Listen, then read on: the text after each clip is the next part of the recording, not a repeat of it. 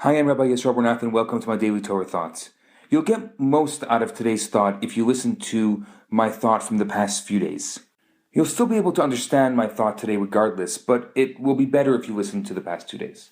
So, my question today is, can we combine joy and responsibility? Is it possible to have a purpose and a direction, and at the same time, let loose and feel free? The Lubavitcher Rebbe explains that this is the type of happiness that comes from accepting a higher power. On the one hand, we let go of our self-consciousness, but we don't sink into emptiness.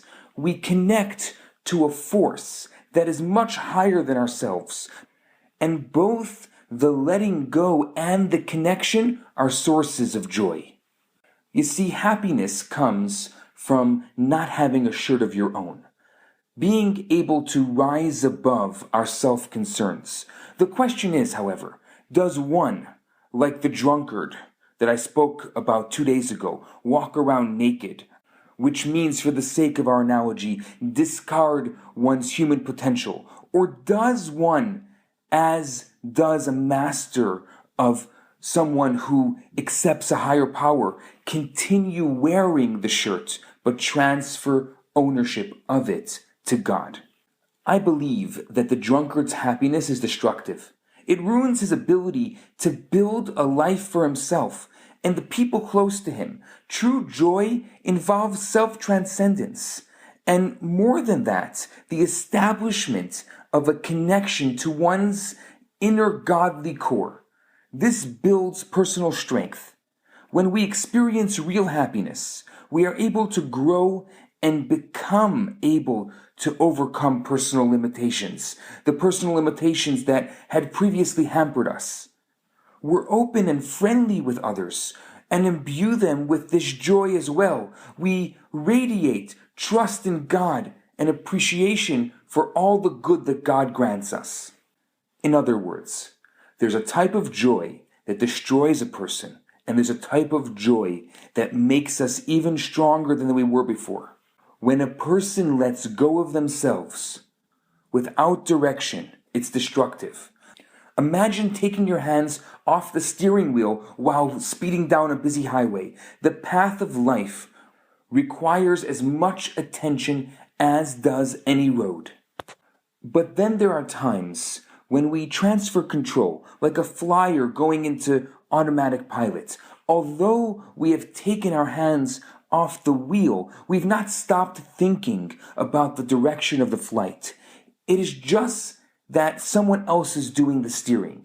And taking our hands off the wheel is not a proper analogy, because in actual life, our hands are on the wheel. We must take responsibility for our lives. And yet, through the mitzvot, through good deeds, we follow a lifestyle that leads to self-transcendence. A person who doesn't believe in God and doesn't recognize the godly element within their being can never experience true joy. They are either wrapped up in themselves or living a life of emptiness. They have no other alternative because they're not aware of anything beyond their own self.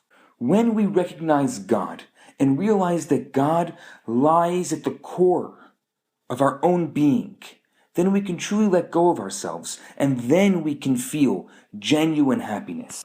Holilus means letting go by becoming less than what one really is. The person forgets about themselves and about anything that has meaning, content, and purpose. And the extreme, this means becoming a drunk or taking drugs that rob one of control. But it has a far more common expression.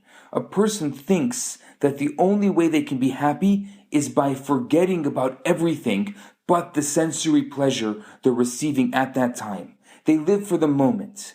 And this can be very destructive, because when a person ignores responsibility, they're likely to hurt themselves, their family, and the people around them. Absolute joy, true joy, involves letting go. But it's a very different type of letting go.